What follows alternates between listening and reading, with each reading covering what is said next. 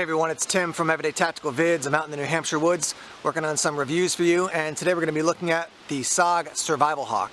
Now I first saw this out at SHOT Show 2015, and Chris from SOG walked me through some of the details on this hawk.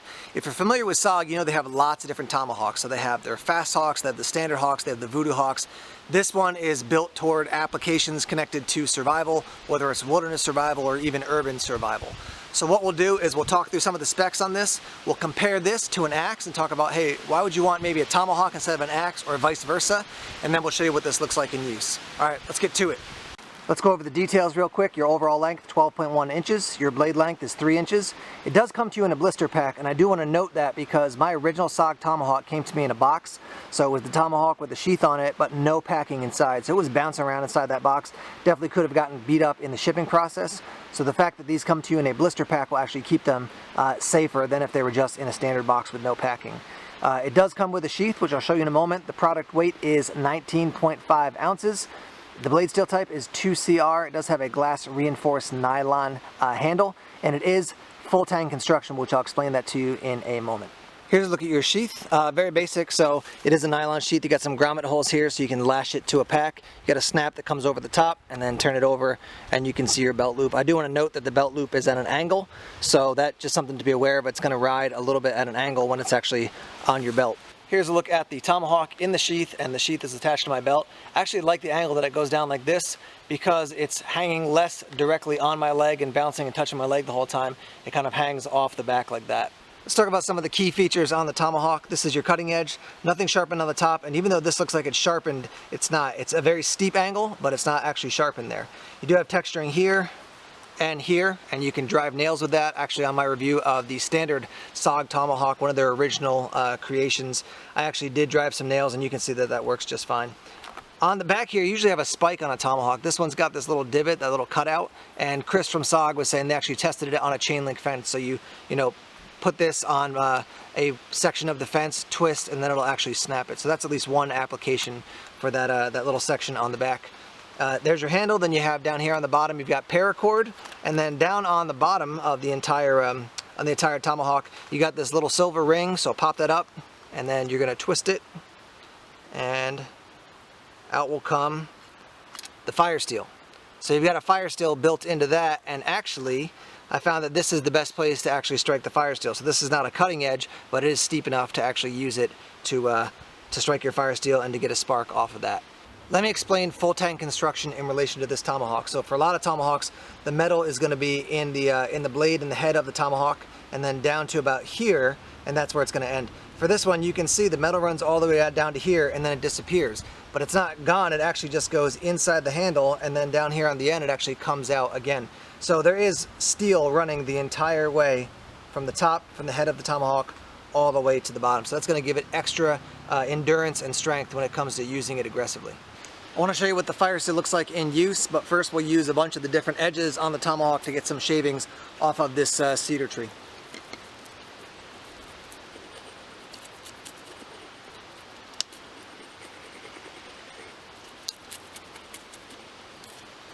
So there's using the actual blade there. Now we're going to use the top just to see how well that would work, if it's a steep enough angle.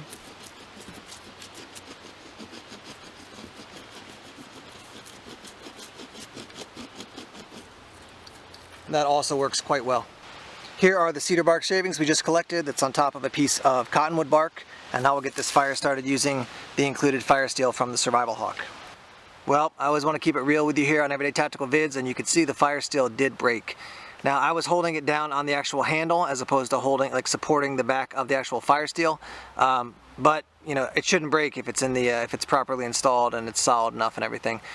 This is an issue for a lot of fire steels, though. A lot of fire steels, just by how they're constructed, they end up breaking from the handle. I can still use this. This little nub is not really too usable. I mean, I could probably find a way to use it, but I can still use the actual fire steel, and I'm going to show you that in a minute. But just a heads up, it did actually end up breaking on me.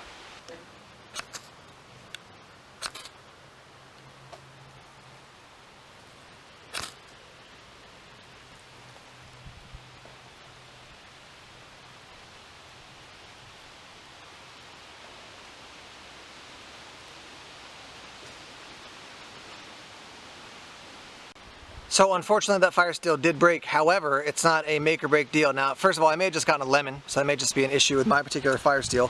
What you can do is put that extra piece down into the handle and then put this end cap on and twist it, and that's not going to move around, it's not going to make any noise, and it's not going to fall out. And then when you need it, you can untwist this again, get that out of the way, and then this will come out, and now you still have a fire steel. Alright, we're going to do some chopping with the Tomahawk now.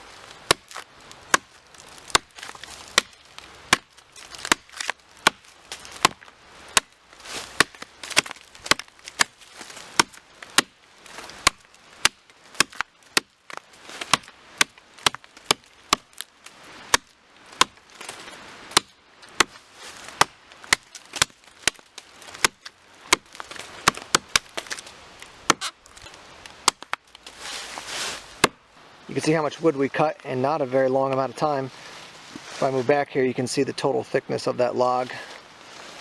So it was quite an effective chopper, more so than I even expected. You know, you would think with the big hefty axe, you would just be super efficient compared to a Tomahawk, but this actually did quite a good job considering how compact it is. We're going to use the back end now and just drive it into this wood to see if we could, you know, put it into something and kind of twist and pry something out if we needed to, or really wedge something in there to do some serious damage.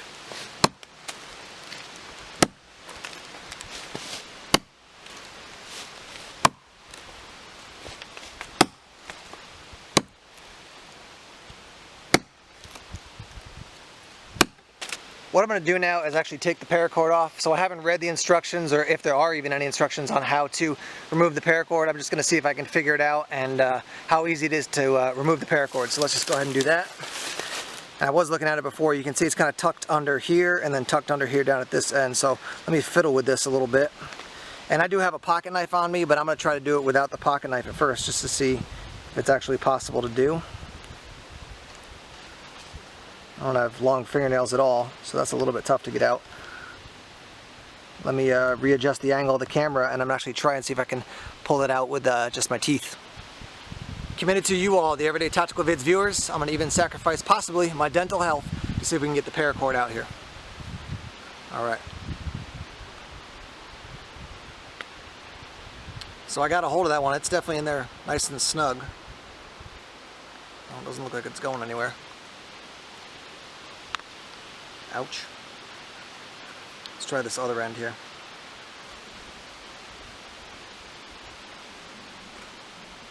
Seems like it's coming a little bit.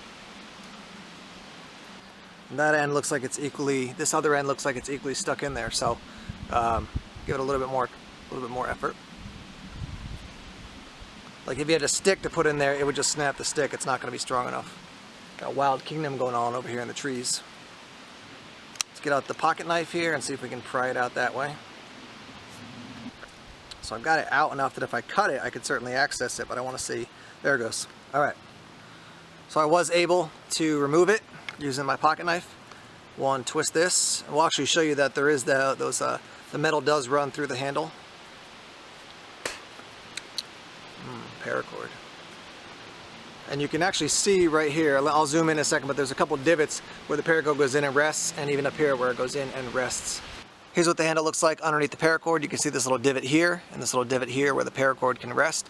And then you can also see the metal there, and on this side.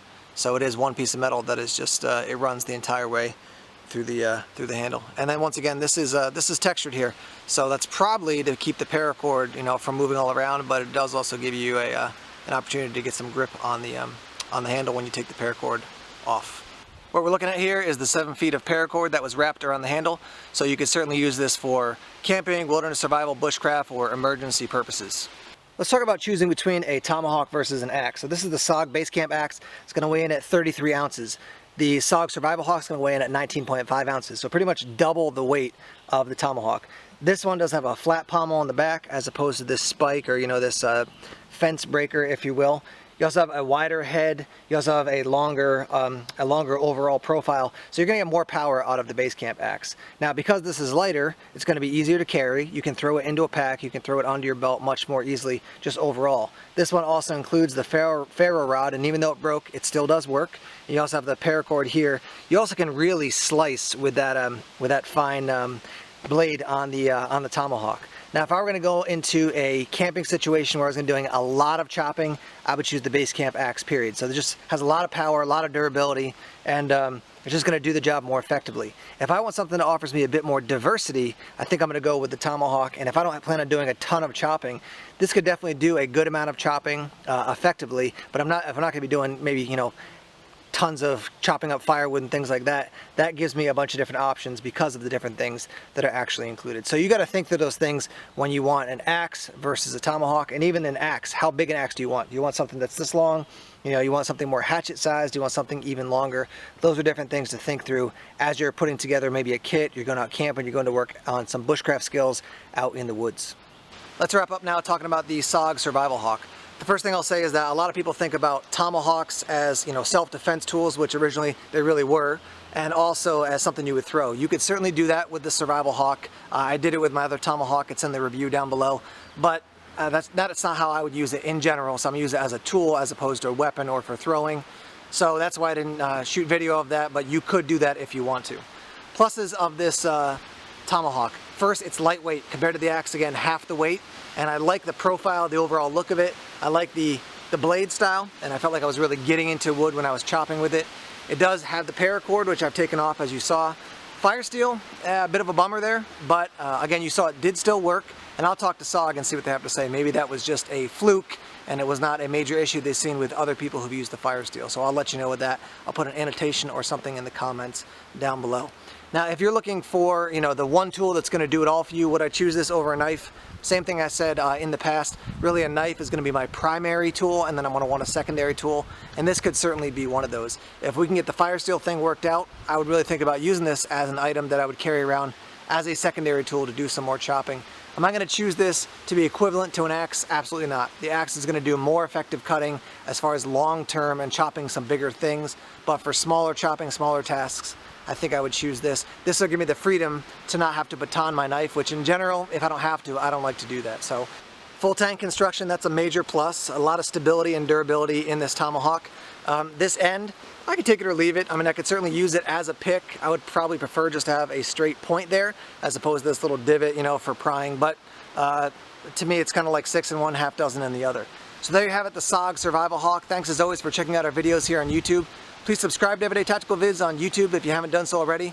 Like us on Facebook, follow us on Twitter, check us out on Instagram and Tumblr as well. Take care.